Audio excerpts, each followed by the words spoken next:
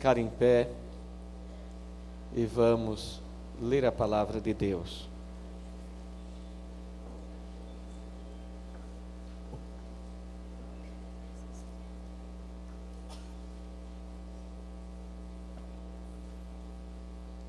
Vamos ler Isaías, capítulo 32. Vamos ler o versículo 15.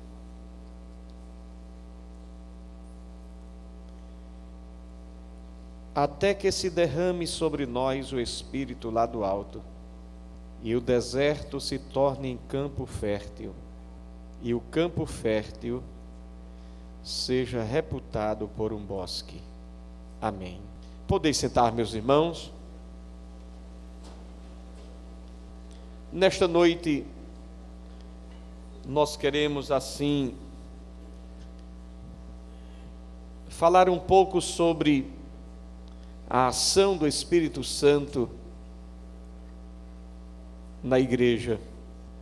E a palavra de Deus nos mostra que a igreja nasceu, e quando a igreja nasce, o Espírito Santo é derramado sobre ela. Não há como compreender a igreja sem a ação do Espírito Santo. Não há como desvincular o nascimento da igreja do derramamento do Espírito Santo sobre ela. Foi uma promessa do Senhor para os discípulos e para aqueles que estavam com Ele andando naqueles dias. E é o Senhor quem enche a igreja com o Espírito Santo. É Ele quem batiza com o Espírito Santo. É Ele quem unge a cada um com o Espírito Santo para fazer uma obra para Ele. O Espírito Santo é dado para que possa, através dele, a obra do Senhor ser realizada sobre a terra. Em qualquer lugar, em qualquer parte, onde o Espírito de Deus estava presente, havia evidência, através da ação e da operação deste Espírito na vida da igreja, na vida dos discípulos. Quando nós lemos o livro de Atos dos Apóstolos, nós encontramos inúmeros relatos de homens simples, homens que aparentemente não tinham capacitação nenhuma, homens que não tinham aparentemente nenhum preparo, mas que cheios do Espírito Santo, revolucionaram o tempo, a época, o mundo em que viveram, trazendo um grande avivamento espiritual naqueles dias da igreja primitiva. Tudo isto era o quê? A evidência da presença do Espírito Santo de Deus sobre a igreja. Fica uma pergunta em nossa mente agora. De alguma forma nós estamos vivendo nesta plenitude do Espírito Santo? Porque diz o texto, Joel 2:18, acontecerá depois que derramarei, 2:28, acontecerá depois que derramarei o meu Espírito sobre toda a carne, vossos filhos e vossas filhas profetizarão, vossos anciãos terão sonhos, e vossos mancebos terão visões, e também sobre os servos e sobre as servas naqueles dias derramarei o meu Espírito, e mostrarei prodígios. Fala de maravilhas. E o que me impressiona aqui é que dentro da linguagem não fica ninguém de fora. nem fica de fora os velhos como pais, nem ficam de fora os jovens como filhos, não ficam de fora nem os servos, nem as servas, porque estes também teriam sobre eles o Espírito de Deus derramado. O impressionante aqui é que tudo isto vem acompanhado de salvação de almas, de restauração de pessoas. E quando eu olho para esse texto, eu começo a perceber o quanto Deus agiu para nos abençoar, para nos beneficiar, e de alguma forma nós podemos estar dizendo: não, Deus, eu não quero. Não, Senhor, a torneira do teu Espírito sobre a minha vida, eu estou fechando, eu não quero. Eu não quero nem ser batizado com o Espírito Santo. Eu não quero esse negócio de falar em línguas.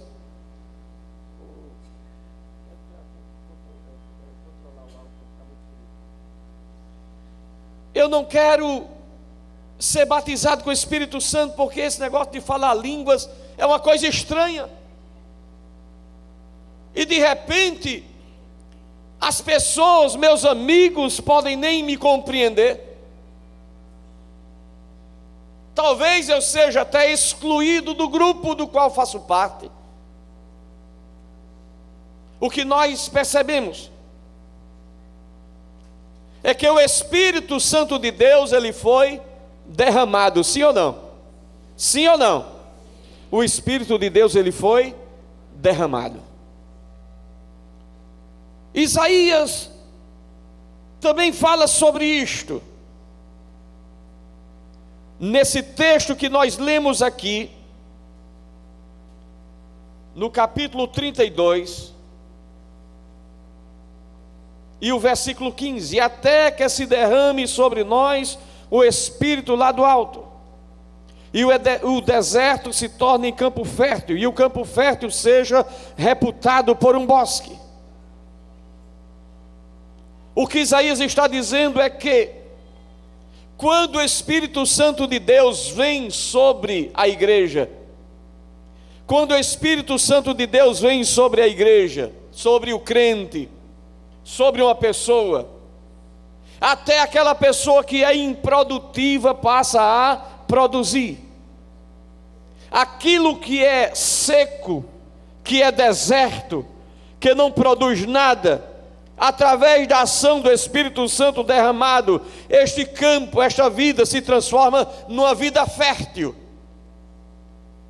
Se a igreja não é fértil, mas pela ação do Espírito Santo a igreja se transforma numa igreja fértil.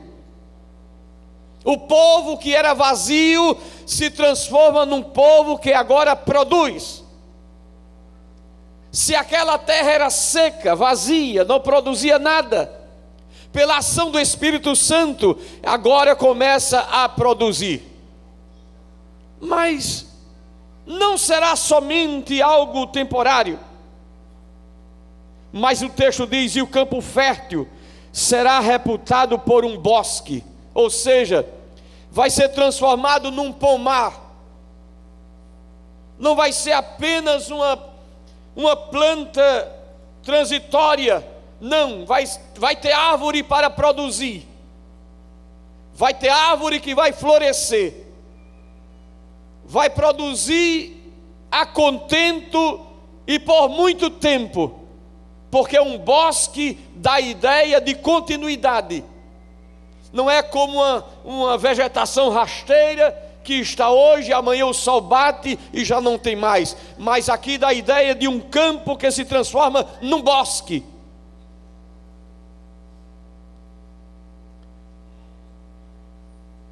A palavra de Deus nos diz ainda, no versículo 16: então o juízo habitará no deserto, e a justiça morará no campo fértil. Quando nós lemos isto aqui, nós começamos a compreender que quando o Espírito vem, traz também uma mensagem de juízo, de correção, uma mensagem que vai de encontro à ação do pecado, uma mensagem que produz mudança nas pessoas que ouvem esta mensagem, porque o Espírito Santo, ele não é um animador de auditório. As pessoas estão para baixo, então vem o Espírito Santo e coloca as pessoas para cima. Não é isto. O Espírito Santo não é alguma coisa como uma influência, como se fosse um estimulante emocional, que a pessoa está cabisbaixa, mas por uma mensagem emocional a pessoa se transforma em alguém alegre. O Espírito Santo não traz consigo uma mensagem psicológica apenas que atinge a nossa emoção. O Espírito Santo, quando ele vem para atingir o coração de cada um de nós. Ele vem trazendo a graça, o azeite, a unção do Espírito Santo, mas ele vem trazendo também a mensagem de repreensão e de confrontação contra o pecado. O Espírito Santo vem colocando diante de nós a nossa fraqueza. A Bíblia diz que o Espírito é quem convence o homem do pecado, da justiça e do juízo. É o Espírito Santo. Quando o Espírito Santo de Deus vem sobre nós, vem nos dando ânimo, mas com o ânimo que Ele nos dá, Ele diz: você precisa melhorar nisto, você precisa mudar nisto, você precisa ser transformado aqui. E se você me der espaço, e se você me permitir, e se você crer, e se você confiar e entregar o seu caminho a mim, eu vou transformar o teu caminho em um caminho novo, em um caminho diferente, pela ação do Espírito Santo. E quando a ação do Espírito Santo de Deus vem sobre a igreja, até a mensagem muda.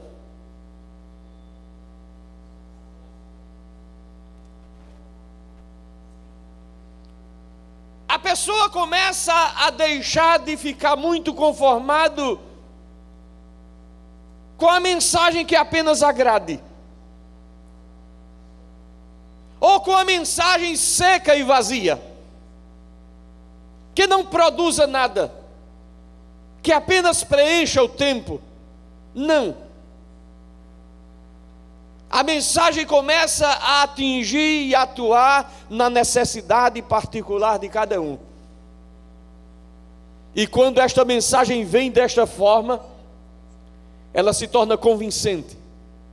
Porque a pessoa diz: este homem ou esta mulher está falando daquilo que está se passando comigo.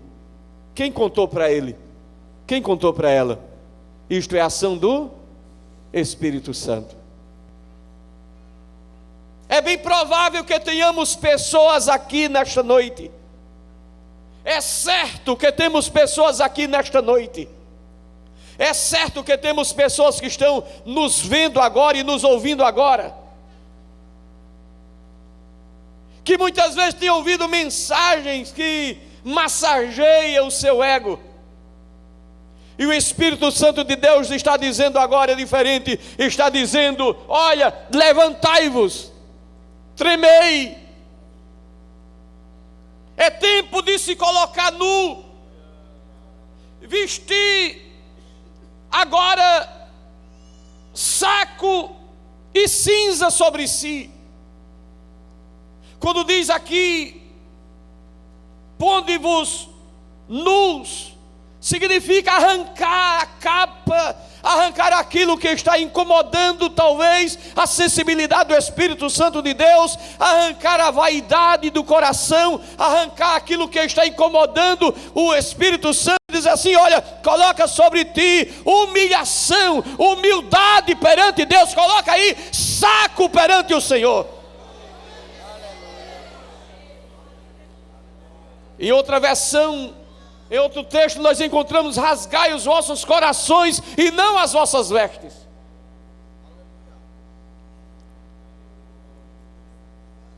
E quando isso vem pela ação do Espírito Santo, aquele que está acomodado se desperta.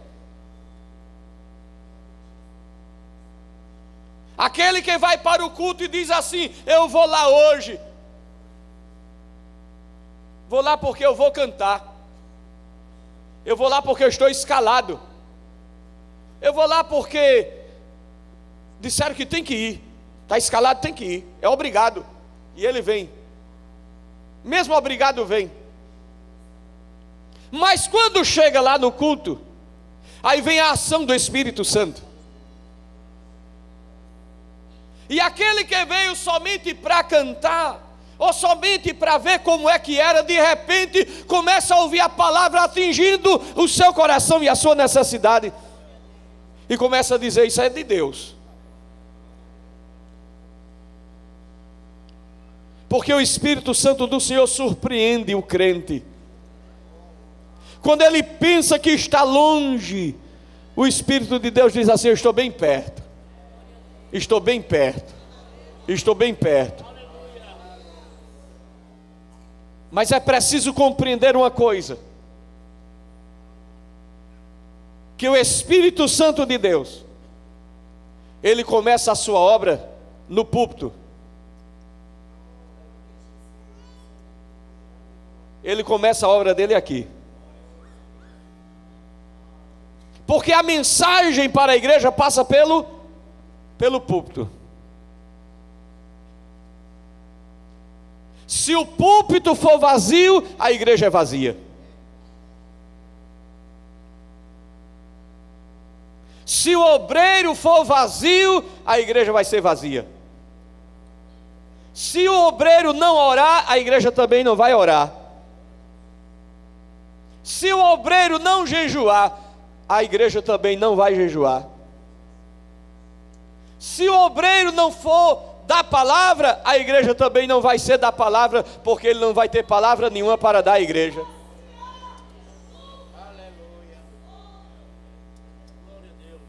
Quando o povo vem para a congregação, senta lá e olha para onde? Para o púlpito. A atenção dele é aqui. O que é que vai sair hoje? O que é que tem hoje?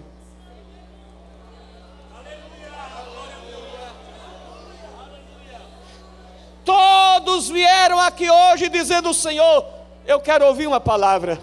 E se não tiver palavra?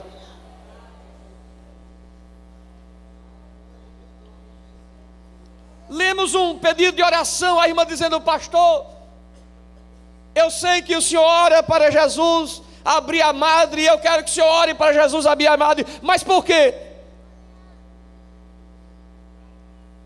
Porque sabe que aqui a gente vem e ora. Mas se o povo descobrir que o púlpito não tem nada,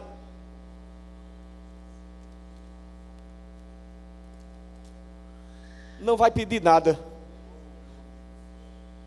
vai ficar como aquele paralítico no tanque de Betesda, esperando que venha um movimento, de ano em ano,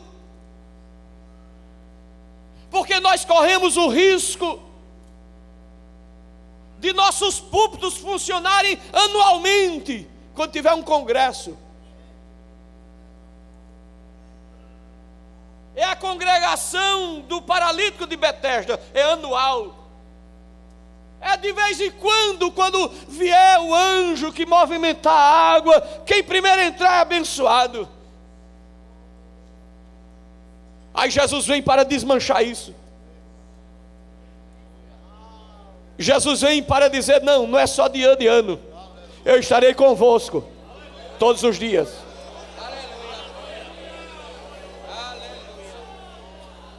Então isso significa dizer que não é preciso o aniversário do órgão para fazer festa espiritual. A Bíblia diz que onde houver 2 ou 3, Ele chega. Eu estou aqui. Se você crê, você recebe. Se você crê, você leva. Ele é o Camácia.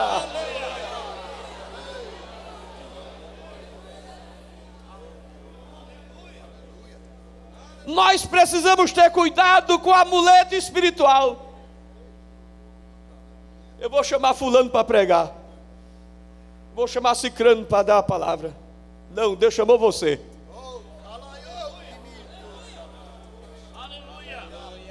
Se você está aqui, é porque Deus tem uma chamada para você e tem um mistério na sua vida para fazer a obra. Isso não quer dizer que não vai ter escalados, vai ter escalados, mas a responsabilidade é daquele que foi chamado para fazer a obra de Deus. O Espírito Santo começa agindo no altar, no púlpito. Diz o texto, Joel 2:17.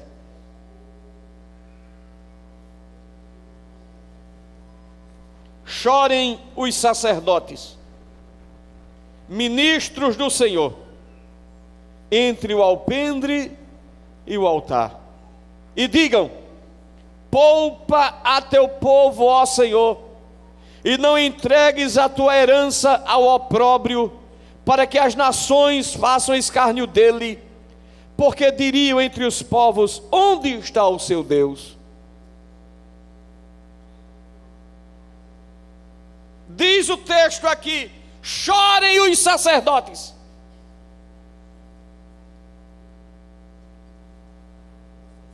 Ministros do Senhor. E não está dizendo aqui: chore sacerdote para que o povo tenha carro, para que o povo tenha casa.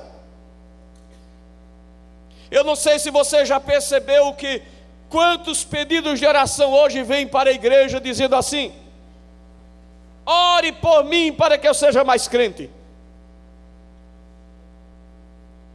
Ore pelo meu filho para que Jesus batize com o Espírito Santo. Ore pela minha filha para que ela seja cheia da graça de Deus. Não. Hoje os pais estão mais preocupados em os filhos passarem no vestibular do que em os filhos serem crentes. Hoje os pais estão mais preocupados se o filho vai arrumar um emprego do que se o filho vai ser batizado com o Espírito Santo e com fogo.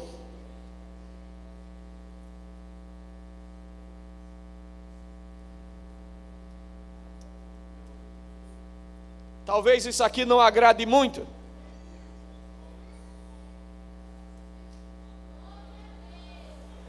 Mas o texto diz: chorai. Chorem os sacerdotes.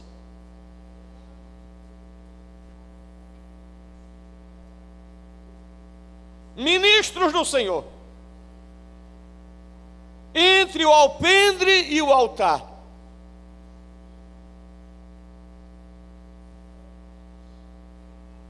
E digam: poupa a teu povo, ó Senhor. Se o Senhor quer visitar o seu povo, se o Senhor quer agir sobre o seu povo, é de se esperar que comece pelo púlpito, porque a quem mais é dado, mais será cobrado.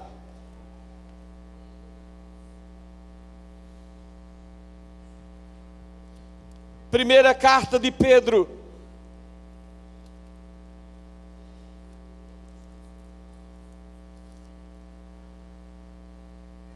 capítulo 4, versículo 17.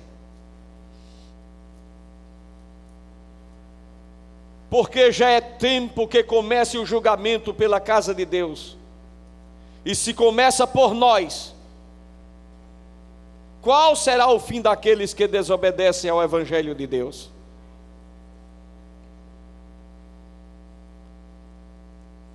O juízo começa por nós.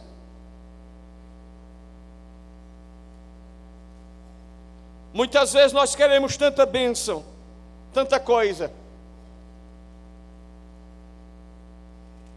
Mas quando nós abrimos o Salmo 50, vamos abrir o Salmo 50.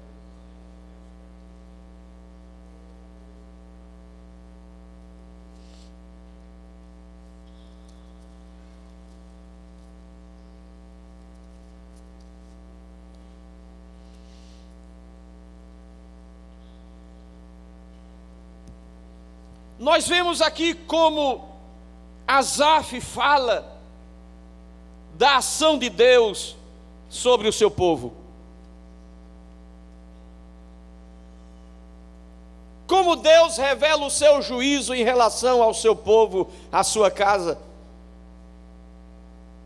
Como muitas vezes Deus, olhando para dentro da sua casa, no meio do seu povo, e vê coisa que não está bem, e Ele diz assim: olha, eu vou entrar aí e vou resolver isto daí. Muitas vezes o povo, com a sua mente cauterizada, achando que Deus não está nem aí, se imaginando ou pensando que Deus não está preocupado com nada disso. Mas Deus se levanta, e diz o texto aqui: o poderoso, o Senhor Deus, fala e convoca a terra desde o nascer do céu até o seu ocaso. Desde Sião a perfeição da formosura, Deus resplandece. O nosso Deus vem e não guarda silêncio. Diante dele há um fogo devorador e grande tormenta ao seu redor. Ele intima os altos céus e a terra para o julgamento do seu povo. Congregai os seus santos, aqueles que fizeram comigo um pacto por meio de sacrifícios. Os céus proclamam a justiça dele, pois Deus mesmo é juiz. É Deus que se levanta para julgar o seu povo. Povo que às vezes acha que Deus não está incomodado com nada. Deus não está ligando com nada disso. Às vezes, pensando que pelo fato de imaginar que Deus vai se calar diante daquilo que está acontecendo. Mas Deus dá uma ordem: junte o povo, junte os fiéis, aqueles que estabeleceram herança. O povo de Deus é convocado para ser arguído por Deus. É como uma multidão de crentes diante do Senhor. Talvez pensando, vai ser mais um culto, mais uma reunião. Aí Deus diz: não, eu vou tratar com vocês hoje.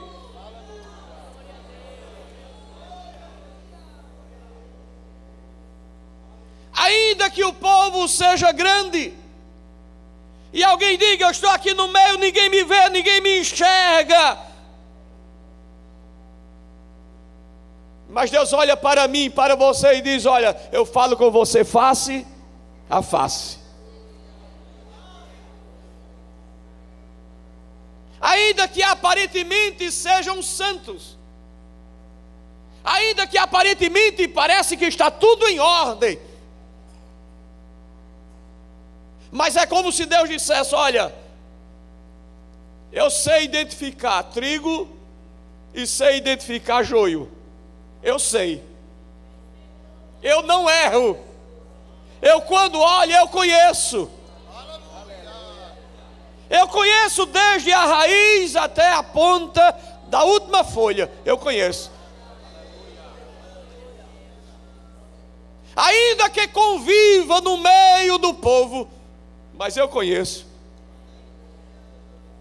Ainda que se passe desapercebido no meio da multidão, mas Deus diz assim: eu conheço, eu sei quem tu és, Eu conheço as tuas obras. Eu sei por onde tu tens andado. Eu sei o que tu tens feito. Eu sei o que tu tens falado. Eu sei o que tu tens visto. Eu sei onde tu tens pisado. Eu, Senhor, sei quem és tu.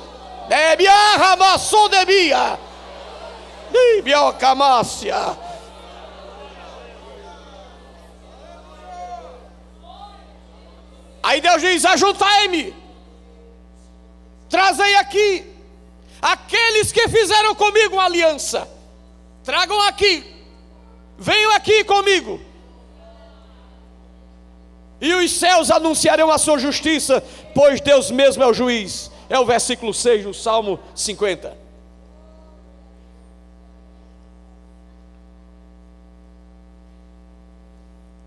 E quando Deus julga, o Espírito de Deus vem e faz um julgamento. Porque não há ação do Espírito Santo de Deus sem revelação da justiça de Deus. Porque a presença de Deus faz com que incomode a nossa fraqueza. Isaías disse: eu vou morrer. Porque os serafins diziam: santo, santo, santo é o Senhor dos exércitos, e toda a terra está cheia da sua glória. E ele disse: vou morrer. Eu sou homem de lábios impuros, e habito no meio de um povo de impuros lábios, e eu vi o Senhor. Eu não tenho como sobreviver, eu não tenho como ficar em pé, o que me resta é a morte. Aí Deus diz: não, calma, há esperança para o teu futuro, diz o Senhor. Há uma saída para ti, há um jeito para você escapar. Porque quando o Espírito vem, não é para matar. Quando o Espírito vem, é para mostrar o erro, e mostrar a saída, e mostrar a restauração de vida.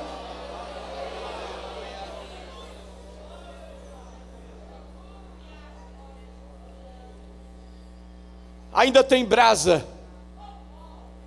ainda tem tenaz, ainda tem anjo, ainda tem fogo, ainda tem Deus, ainda tem misericórdia, ainda tem mão estendida, ainda tem ouvido atento, ainda há graça derramada, ainda há esperança.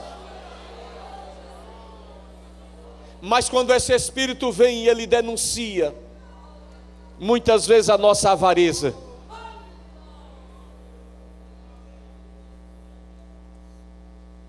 neste salmo nós percebemos o Espírito Santo de Deus denunciando a nossa avareza. E diz o texto, Salmo 50, versículo 7 a 14, leia: escutai, ó meu povo, que eu vou falar.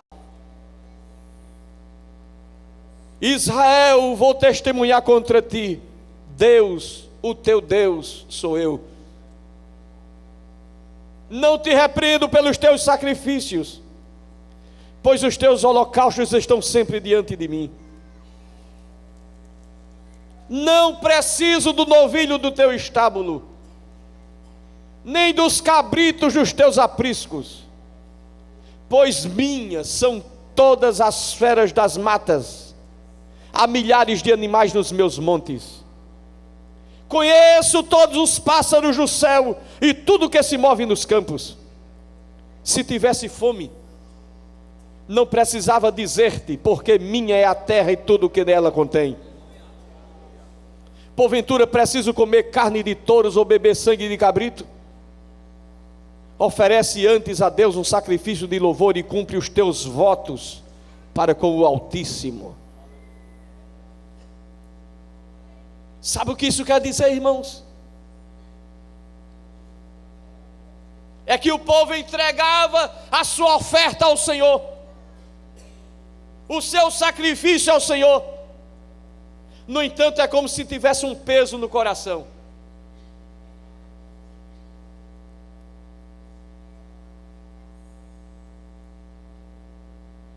É como se o povo estivesse entregando o que era dele mesmo e não o do Senhor.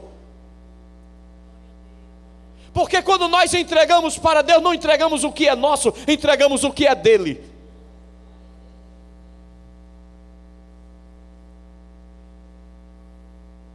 Tem gente que oferta ao Senhor assim.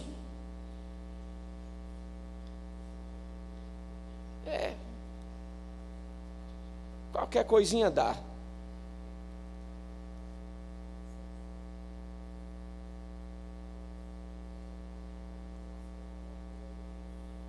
Para que isso tudo?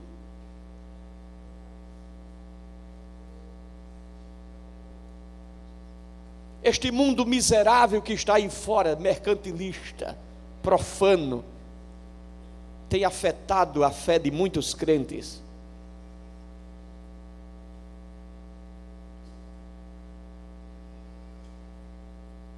A ponto de achar que trazer uma oferta para Deus é como se estivesse fazendo um favor. Isso demonstra a avareza do coração do crente.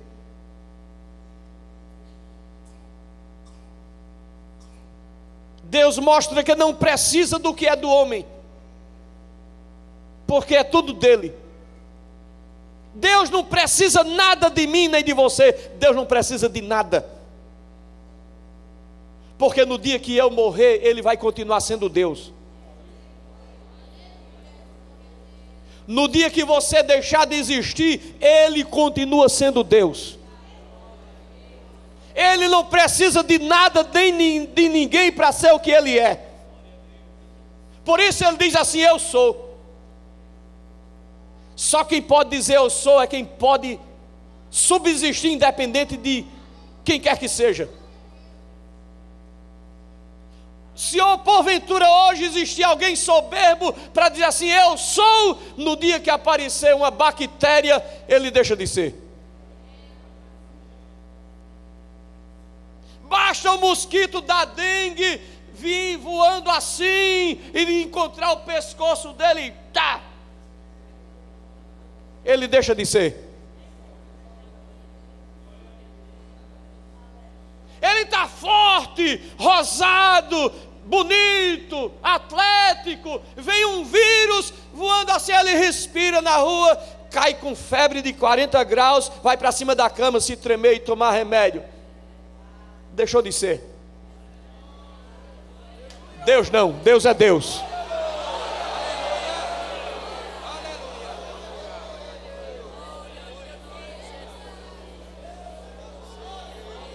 Deus não aceita suborno.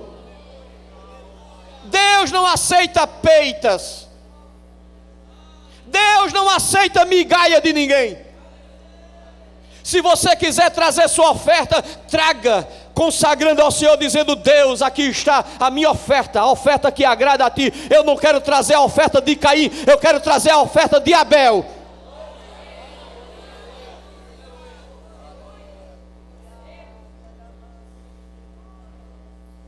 Muitas vezes é preciso a gente ensinar o povo. Tem gente dando oferta, pegando pela orelha da moeda. O dia da oferta, a hora da oferta, a hora sagrada do culto. A Bíblia diz que Jesus se sentou e disse assim: eu vou ver como é que esse povo oferta. Eu vou ver como esse povo oferta. Veio alguém, colocou tanto. Veio uma mulher pobre, passou a mão naquela sacolinha, pegou umas moedinhas que tinha e colocou lá. E ele pergunta: quem deu mais?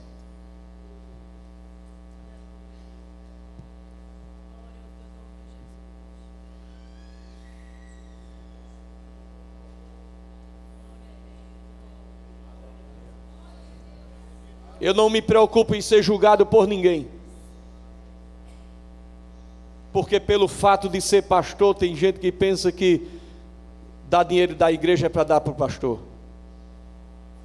Não me preocupo de ser julgado por ninguém. Eu quero ensinar a Bíblia para você morar no céu e deixar de ser avarento.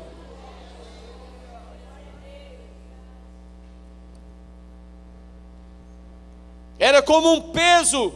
Se dizia assim: tem que entregar um animal. Eu disse: não, vou entregar pelo menos um pombo. Um pombo já está bom, um pombo. Um pombo. E Deus diz aqui: todas as aves são minhas. Como que repreendeu? Não preciso do teu pombo, não. Eu não como carne de touro, nem bebo sangue de cabrito. Eu não preciso. Deus não precisa de migalha de homens. Deus não precisa da minha migalha. Já teve dia de eu ir para o culto e não ter nada para dar na casa de Deus, nada.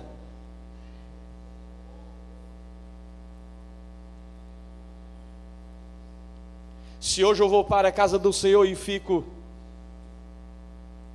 fazendo as minhas contas primeiro e esqueço daquilo que é do Senhor, que fidelidade eu tenho para com Deus, na fidelidade dele para conosco?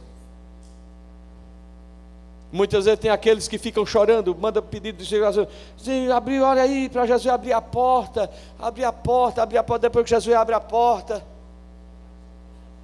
Não, porque eu fiz um crediário, fiz um cartão de crédito, e não está dando minhas contas, eu tenho minhas contas. Tem tuas contas, muito bem, aguarda um pouco. Muitas vezes o povo entregava contrariado a sua oferta.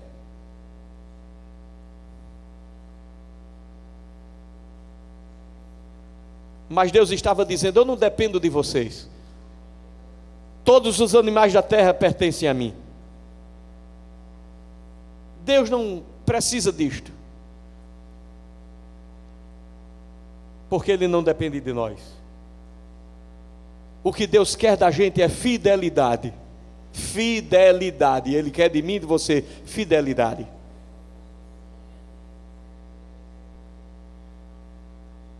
O que Ele quer é uma entrega com gratidão. Não é que Deus não aceite a oferta, Ele aceita, porque Ele aceitou a oferta de Abel, Ele aceitou. A de Caim não, mas a de Abel Ele aceitou.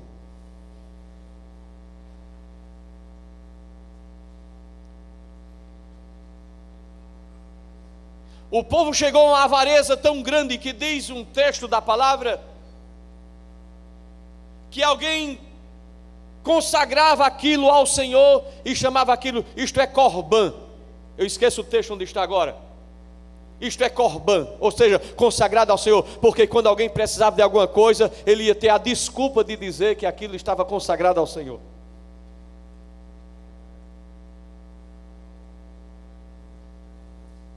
Vamos ler a segunda carta de Paulo aos Coríntios.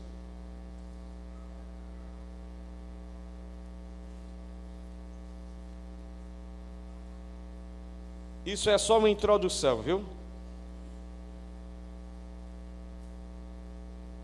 Eu quero encerrar essa parte. Segundo aos Coríntios, capítulo 8. A partir do versículo 3. Porque dou-lhes testemunho de que, segundo as suas posses, e ainda acima das suas posses, deram obrigatoriamente. Hein? Como? Voluntariamente. Pedindo-nos com muito encarecimento, por favor, queremos ter o privilégio de participar deste serviço a favor dos santos. Por favor, me deixe ajudar. Por favor, eu quero ajudar.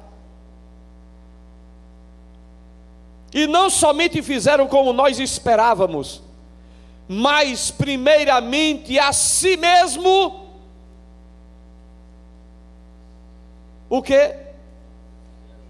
A si mesmo se deram ao Senhor.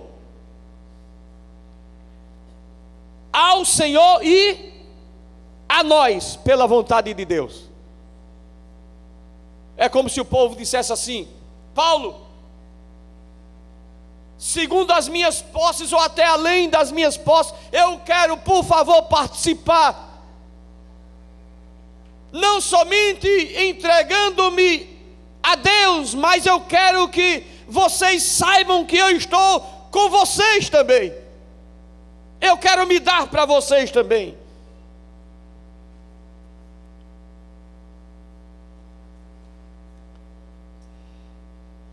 De maneira que exortamos a Tito que, assim como antes tinha começado, assim também completasse entre vós ainda esta graça. Ora, assim como abundais em tudo, em fé, em palavra, em ciência, em todo zelo, no amor, no vosso amor para conosco, vede que também nesta graça abundeis. Não digo isto como quem manda, mas para provar, mediante o zelo de outros, a sinceridade do vosso amor.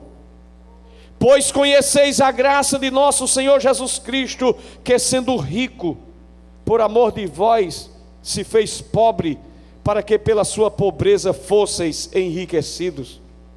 E nisto dou o meu parecer, pois isto vos convém a vós que primeiro começastes, desde o ano passado, não só a praticar, mas também a querer.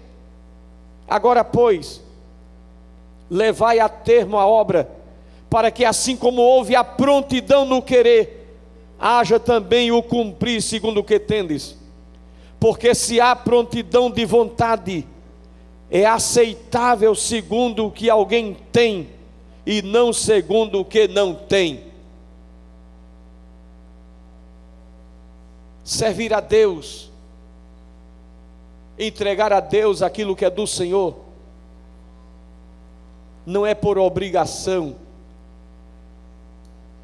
é por sentimento voluntário de ser grato a Deus pelo que Deus tem feito em nossa vida.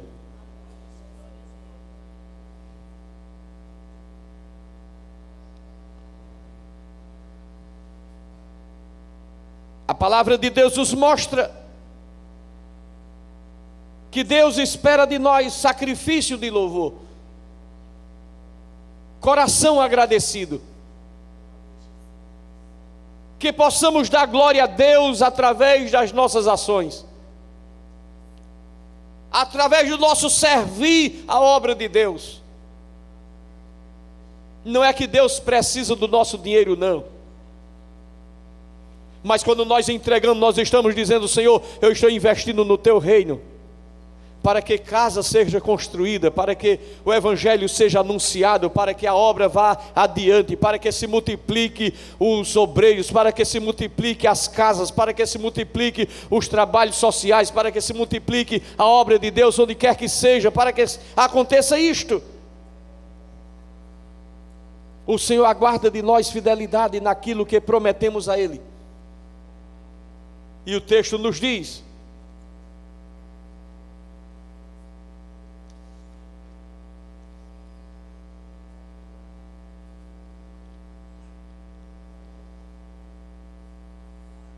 oferece a Deus por sacrifício ações de graças e paga ao Altíssimo os teus votos.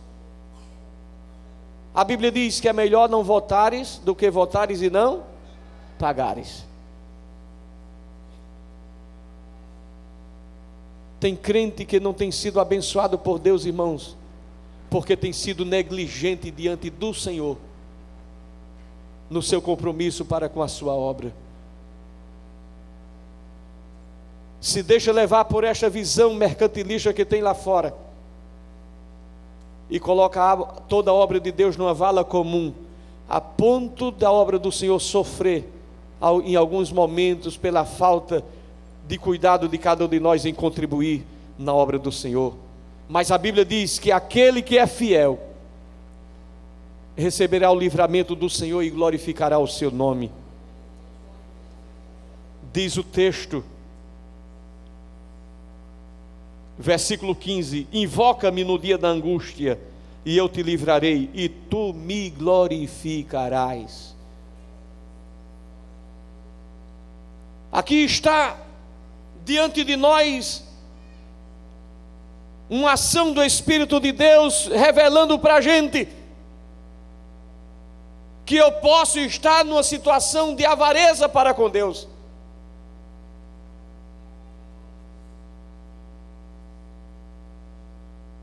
Deus sabia tanto,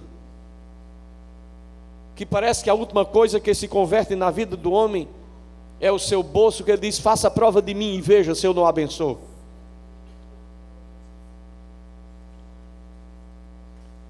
Você quer ser abençoado na sua vida? Seja fiel ao Senhor em toda a sua maneira de viver, inclusive nos seus dízimos e nas suas ofertas.